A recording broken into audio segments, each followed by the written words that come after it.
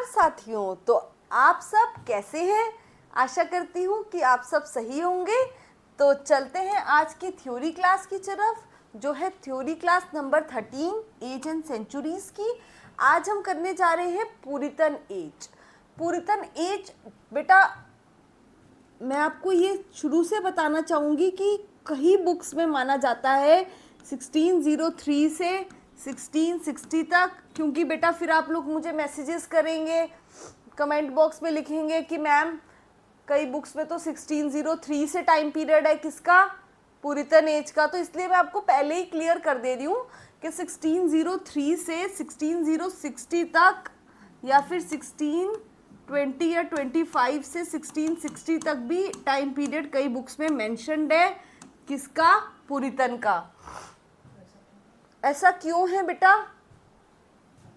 क्योंकि 1603 में मतलब इस टाइम पीरियड में जो पुरितन थे दे वर गेनिंग द ग्राउंड्स। उन्होंने मतलब अपनी जो इंटरफेरेंस है कहीं ना कहीं अपने प्रोटेस्ट के थ्रू, अपनी एक्टिविटीज़ के थ्रू उन्होंने अपनी इंटरफेरेंस और ग्राउंड जो है गेन करना शुरू कर दिया था इंग्लैंड के अंदर।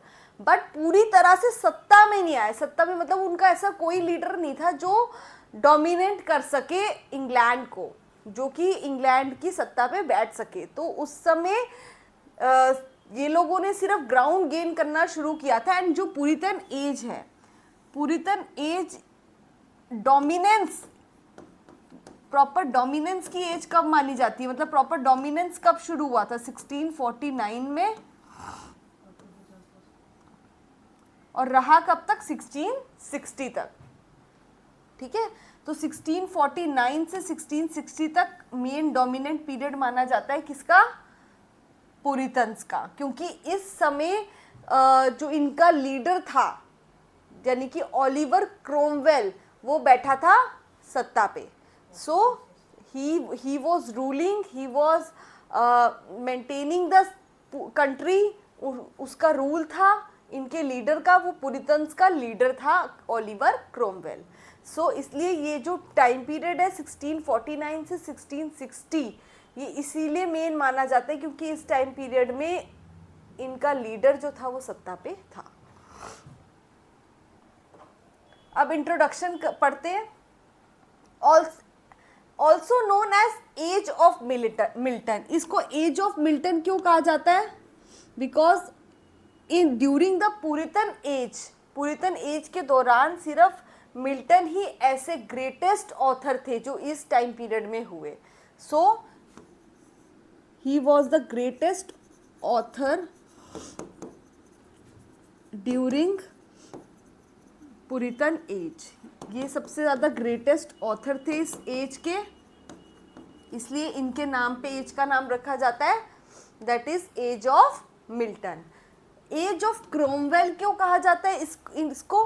बिकॉज जो पुरितन्स का लीडर था उसका नाम था Oliver Cromwell. Oliver Cromwell was the leader and also the मतलब वो एक तरीके से जनरल था। जनरल था, किसका जनरल था? पुरितन्स की जो पूरी ग्रुप था, पूरा जो पुरितन्स की सोसाइटी थी उसका वो जनरल था। So he was the leader and general. वो लीडर और जनरल था। कौन? Oliver Cromwell. अब इस टाइम पीरियड को कॉमनवेल्थ पीरियड भी कहा जाता है। Commonwealth period. कॉमनवेल्थ पीरियड क्यों कहा जाता है इस टाइम पीरियड को? क्योंकि इस समय जो किंग थी या क्वीन था उसका राज नहीं था। कोई भी किंग नहीं थी, कोई भी क्वीन नहीं था। सो रिपब्लिक हो गई थी England. England become Republic. England जो थी वो रिपब्लिक हो गई थी, इसलिए कॉमनवेल्थ पीरियड इस टाइम को कहा जाता है। क्यों? बिकॉज कंट्रोल किसका आ गया था? पार्लियामेंट का। So there was a control of parliament, control था पार्लियामेंट का, इसलिए इस टाइम पीरियड को कहा जाता है कॉमनवेल्थ पीरियड। क्योंकि कोई क्वीन का राज नहीं था, कोई किंग का राज नहीं था, इसलिए। पीरियड बिटवीन 1649, जो पीरियड है 1649 से 1660 तक, till restoration age of Charles second, यानी कि जब तक 1660 से किसकी एज नहीं शुरू हो जाती, चार्ल्स सेकेंड की एज नहीं शुरू हो जाती, तब तक कौन सा टाइम पीरियड रहता है, कॉमनवेल्थ पीरियड रहता है।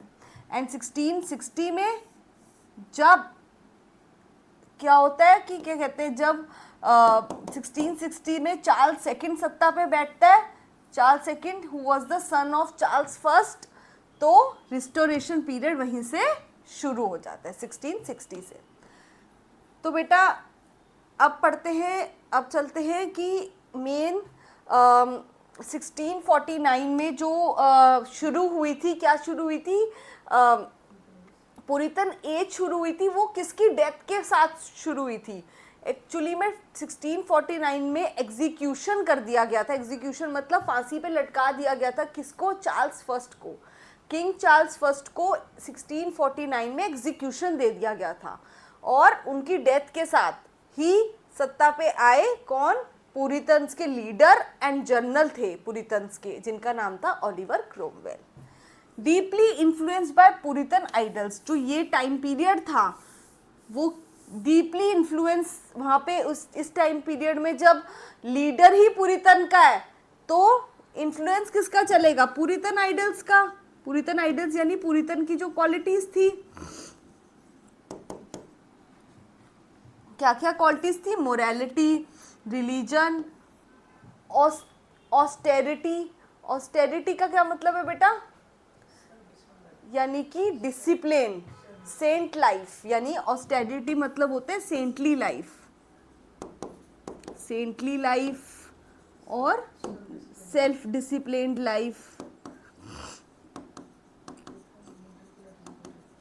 इसको कहते हैं ऑस्टेरिटी। सो ये सब जो आइडल्स क्वालिटीज़ थी, यानी मोरालिटी की, रिलीजन की, सेल्फ डिसिप्लिन की, ये सारी क्वालिटीज़ जो हैं बहुत ज़्यादा क्या हो रहा था, इनका इन्फ्लुएंस हो रहा था लोगों के ऊपर, क्योंकि इनका लीडर ही पुरितन था। Literature reflects conflict between the monarchy and puritanism. जो लिटरेचर थी ना बेटा, उसमें पूरा रिफ्लेक्शन आ रहा था लिटरेचर में, किस चीज़ का, कन्फ्लिक्ट का। लिटरेचर में कन्फ्लिक्ट का पूरी बातें कहीं ना कहीं जिक्र था। क्या जिक्र था, मोनार्की के बीच में कन्फ्लिक्ट था और पुरितनिज्म के बीच में कन्फ्लिक्ट था। मोनार्की के बीच में क्या था, जो कैवेलियर पोएट्स थे ना, वो किसके पक्ष में लिख रहे थे, वो they were writing only for the Kings.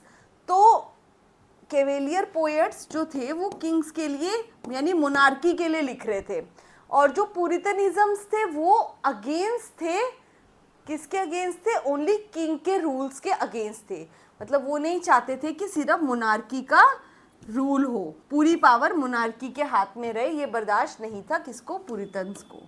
So cavalier poets were in the favour of monarchy and Puritans were not in the favour of complete rule by monarchy. So इसलिए इनके अंदर क्या चल रहा था, कॉन्फ्लिक्ट चल रहा था मोनार्की में और रिलीजन मोरालिटी में।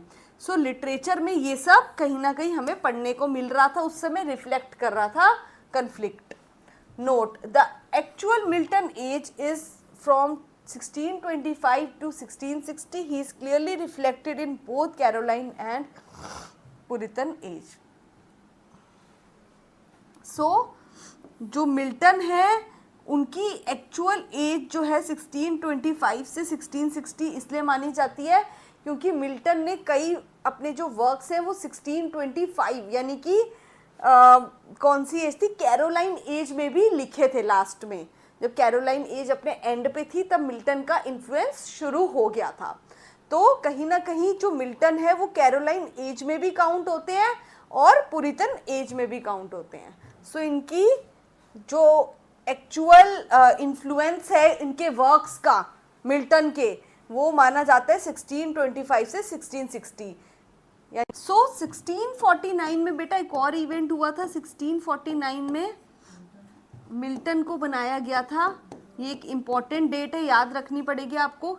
1649 में जब पुरितन एज स्टार्ट हुई तब मिल्टन को बनाया गया लैटिन सेक्रेटरी। लैटिन सेक्रेटरी बनाया गया किसको, जॉन मिल्टन को।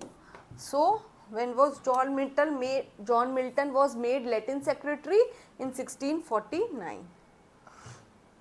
हिस्टोरिकल बैकग्राउंड, हिस्टोरिकल बैकग्राउंड जो था इस एज का वो क्या था बेटा, मतलब क्या चीज़ें थी जिसने इस एज को ग्राउंड दिया. सो डिक्लाइन हुआ था, पुरितन एज जो थी वो आई. क्यों आई पुरितन एज? बिकॉज डिक्लाइन हुआ. किसका डिक्लाइन हो रहा था? रिनेसा की स्पिरिट का. रिनेसा की स्पिरिट मतलब लव का, love of beauty, love of beauty, love of art and drama, poetry, ये सब जो थी रिनेसा स्पिरिट थी. रिनेसा मतलब rebirth of literature. So rebirth जो लिटरेचर का था वो कहीं ना कहीं डिक्लाइन की तरफ आ रहा था.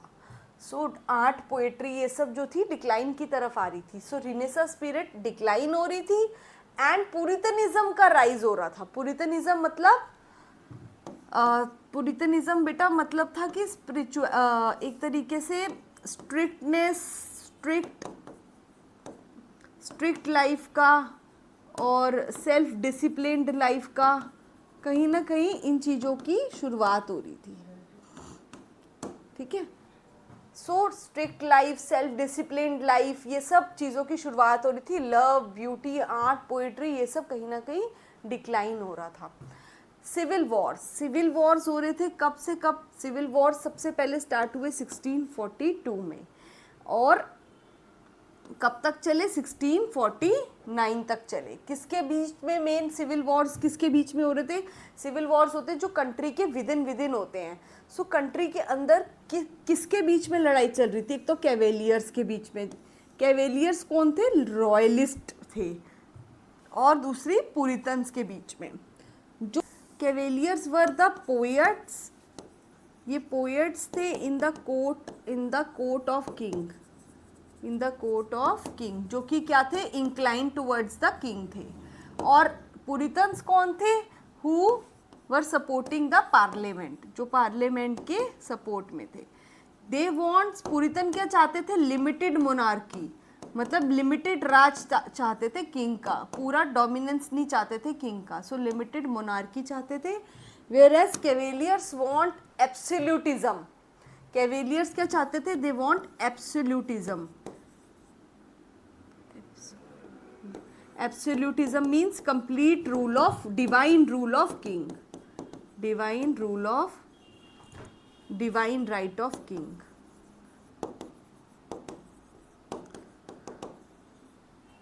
नाउ एक और फीचर था इस एज का, execution of Charles one.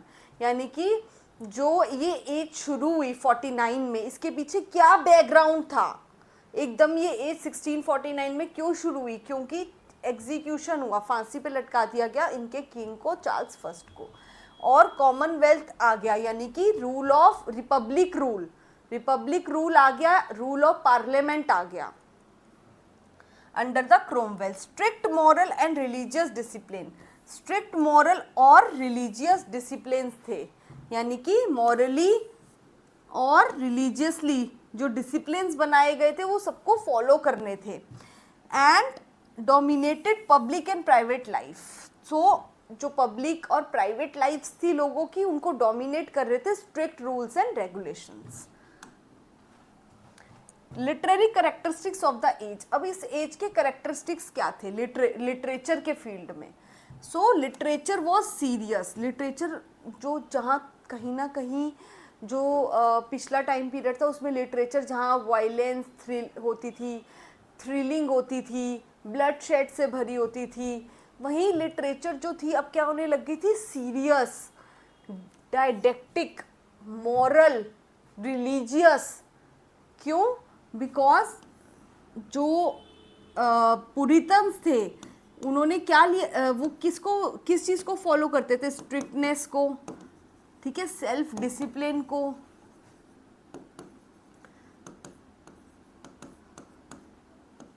Strictness को, सेल्फ डिसिप्लिन को, इन चीज़ों को वो फॉलो करते थे. कौन? पुरितन्स. इसलिए लिटरेचर में भी सीरियसनेस, स्ट्रिक्टनेस, मोरालिटी, रिलीजियसनेस, ये सब चीज़ें नज़र आती थी. On prose pamphlets, sermons, elegies, religious epics. तो फोकस किस पे किया जा रहा था? प्रोज पैम्पलेट्स पे। प्रोज पैम्पलेट्स बेटा क्या है? Prose pamphlets quick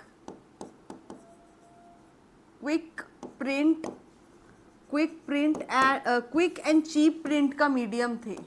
quick and cheap print का मीडियम थे ये।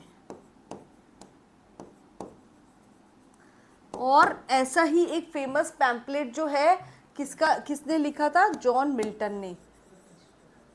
जॉन मिल्टन ने एक फेमस पैम्पलेट लिखा था जिसका क्या नाम था? Areopagitica. Areopagitica is the pamphlet written by John Milton. और इसमें किसकी बात हो रही थी? About the freedom of press. Freedom of press.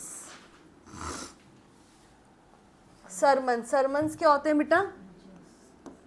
Teachings by religious leaders. ठीक है, टीचिंग्स बाय रिलीजियस लीडर्स को कहते हैं सरमन्स। एलिग्रीज क्या होता है बेटा? एलिग्रीज रेफर्स टू जो भी हम सिंबॉलिक स्टोरीज होती हैं जिसमें करेक्टर्स जो हैं कोई ना कोई मतलब सिंबॉलिक फिगर ले लेते हैं। सो सिंबॉलिक स्टोरी टेलिंग हो रही थी वहाँ, मतलब लिटरेचर में symbolic story telling. And religious epics लिखे जा रहे थे। रिलीजियस एपिक्स मतलब रिलीजियस एपिक्स होते हैं लॉन्ग नरेटिव पोएम्स जो कि हीरोइक डीड्स को हाईलाइट करे, जैसे कि मिल्टन की पैराडाइज लॉस्ट। तो रिलीजियस एपिक्स क्या होते हैं बेटा? They are the long narrative poems. Long narrative poems जो कि क्या करती हैं? Highlighting the heroic deeds. Heroic deeds को हाईलाइट करती हैं। ठीक है। Now decline of drama close theatres, यानी कि 1642 में थिएटर्स क्लोज्ड हो गए और जब तक चार्ल्स सेकंड नहीं आया उसने रिस्टोर नहीं किए थिएटर्स और रेस्टोरेशन एज नहीं आई, 1660 तक थिएटर्स क्लोज्ड रहे। और क्लोज्ड किसके द्वारा किए गए थे? By the Puritans, because Puritans को नहीं पसंद आ रहा था। They were not liking the worldly scenes जो कि दिखाए जा रहे थे थिएटर में, the violence, the bloodshed, they were totally against that. So poetry कैसी थी इस टाइम पीरियड में? The poetry was very intellectual poetry थी, यानी कि साइंस बेस्ड सब कुछ लिखा जा रहा था, तर्क के साथ, अंधविश्वास पे नहीं लिखा जा रहा था। रिफ्लेक्टिव, थॉटफुल थी, बहुत ज़्यादा थॉटफुल पोएट्री थी। मेटाफिजिकल यानी beyond the physical world, beyond the physical world. Prose as a medium for political, philosophical and religious debates. So prose जो था वो एक मीडियम बन गया था किसके लिए? डिफरेंट टाइप्स ऑफ डिबेट्स के लिए। मेजर ऑथर्स एंड वर्क्स कौन से थे बेटा इस दौरान? सो मेजर ऑथर्स जिन्होंने प्रोज और पोएट्री दोनों में ही काम किया वो थे जॉन मिल्टन और जॉन बनियन। सो जॉन मिल्टन ने दोनों ही चीजें लिखी, प्रोज भी और पोएट्री भी। पैराडाइज लॉस्ट इनकी पोएट्री थी जो कि एपिक फॉर्म में थी, यानी लॉन्ग नरेटिव फॉर्म में थी। लॉन्ग नरेटिव पब्लिश्ड जो कब हुई थी? Published in 1667। एरियोपैजिटिका क्या था बेटा? एरियोपैजिटिका इनका प्रोज था, यानी ऐसे था पैम्पलेट फॉर्म में। और ये किस चीज़ की डिबेट में लिखा गया था?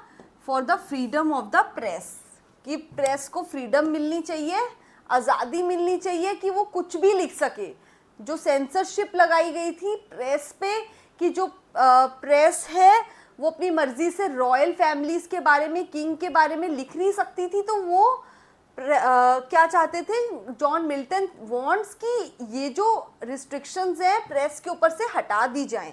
सो Areopagitica is a very important work, और पैराडाइज लॉस्ट भी बहुत इंपॉर्टेंट वर्क है इस टाइम पीरियड का। पैराडाइज उसके बाद रीगेन्ड भी आया और सैमसन एगोनिस्ट भी आया। वर्स ड्रामा यानी पोयम की फॉर्म में ड्रामा थे। John Bunyan the pilgrim's progress, इनका प्रोज था। जॉन बनियन का बहुत फेमस है ये the pilgrim's progress, important work by John Bunyan. So it was published in 1678 and it was an allegorical prose. Prose writers कौन कौन से थे और जो सिर्फ प्रोज लिख रहे थे? पहले हमने जो दो पढ़े यानी जॉन मिल्टन और बनियन, ये दोनों क्या थे? प्रोज भी लिख रहे थे और पोयम भी लिख रहे थे। बट जो सिर्फ प्रोज ऐसे लिख रहे थे, सिर्फ एसेज, वो थे Thomas Browne, Jeremy Taylor and Thomas Fuller. ठीक है, ये तीनों थे राइटर्स, ऐसे राइटर्स थे जो क्या लिख रहे थे? सिर्फ प्रोज लिख रहे थे।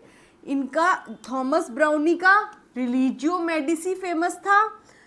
जेरेमी टेलर का कौन सा था? Sermons means holy living, holy dying यानी रिलीजियस टीचिंग्स पे। थॉमस फुलर का the holy state and the profane state. अब आते हैं फेमस पोएट्स पे। कौन कौन से कवि फेमस हुए थे जिन्होंने पोएम्स लिखी थी, सिर्फ पोएम्स? पहला था जॉर्ज हर्बर्ट। इनका फेमस वर्क क्या था? द टेम्पल, जो क्या बताता है? द टेम्पल वर्क क्या बता रहा था? About the meditation. ये जो पोयम थी the temple, it is about the meditation, ठीक है, and about the prayers. Meditation और प्रेयर्स के ऊपर थी ये पोयम जॉर्ज हर्बर्ट के द्वारा। And George Herbert was a famous poet, ये बहुत ही फेमस पोएट थे जॉर्ज हर्बर्ट, और इनका ये वर्क भी बहुत फेमस है, the temple, which is about how to do meditation and prayers. Then Andrew Marvell, to his coy mistress, इनकी फेमस पोयम थी। रिचर्ड क्रैशॉ, इनका फेमस वर्क था रिलीजियस वर्स। सो ये तीनों ही जो वर्क हैं और जो पोएट हैं, ये क्या है? मेटाफिजिकल पोएट्स हैं, क्योंकि इन तीनों ने ही क्या लिखे? मेटाफिजिकल यानी रिलीजियस वर्क्स पे काम लिखा है, पोएम्स लिखी है। लिटरेरी सिग्निफिकेंस, अब इस टाइम पीरियड की क्या लिटरेचर पे इम्पोर्टेंस रही है? शिफ्ट हुआ था क्या? रिनेसा ह्यूमनिज्म, यानी जो रिनेसा में ह्यूमनिज्म था, लव था, ब्यूटी था और इंसानियत थी, ह्यूमनिज्म था, वो ह्यूमैनिटी से कहाँ शिफ्ट हो रहा था? फोकस धार्मिकता की तरफ। The focus was shifting from धार्मिकता, बहुत ज़्यादा रिलीजियस स्पिरिट फैल रही थी लोगों में।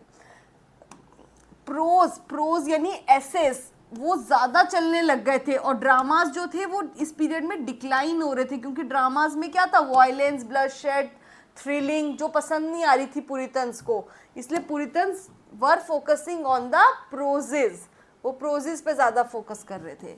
Political and theological means religious prose पे फोकस हो रहा था, रिलीजियस एसेज लिखे जा रहे थे।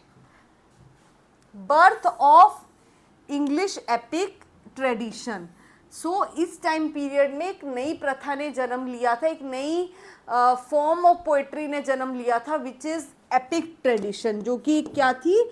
अ लॉन्ग नरेटिव पोएम की फॉर्म थी, जो कि which is talking about the heroic deeds, जो किसके बारे में बताती थी? हीरोइक डीड्स के बारे में बताती थी। फाउंडेशन फॉर एलिगरी, अब एलिगरी यानी कि सिंबॉलिक स्टोरीज का जन्म भी हुआ था, यानी एलिगरी का भी जन्म हो गया था इस टाइम पे। प्रोज तो पता ही है आपको, non conformist literature.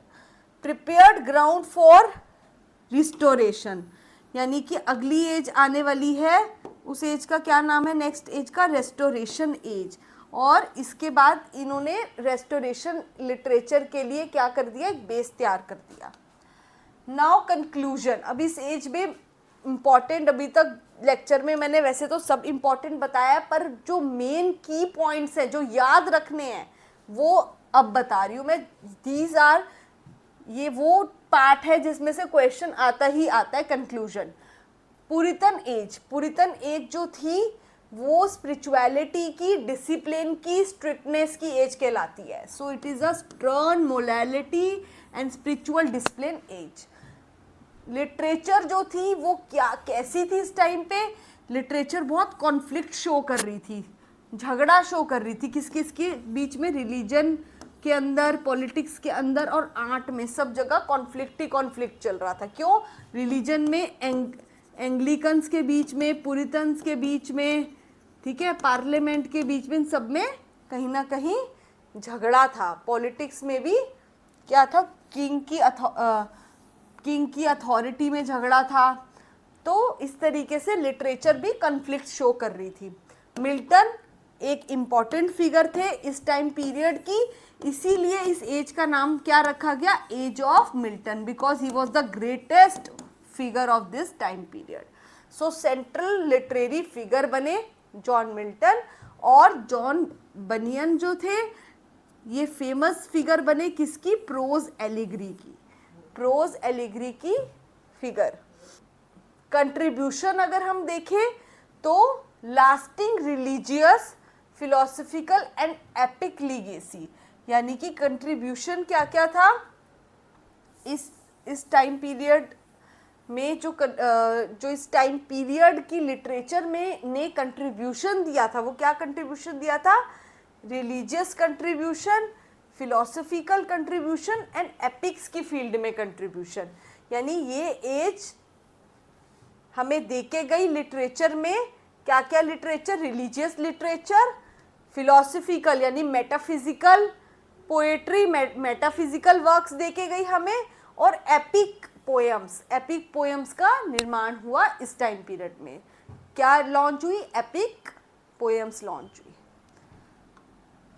So you can connect me on A1 English 360 degree. आप ज्वाइन कर सकते हैं मेरे चैनल को, ज़्यादा से ज़्यादा सब्सक्राइब कीजिए और शेयर कीजिए। A1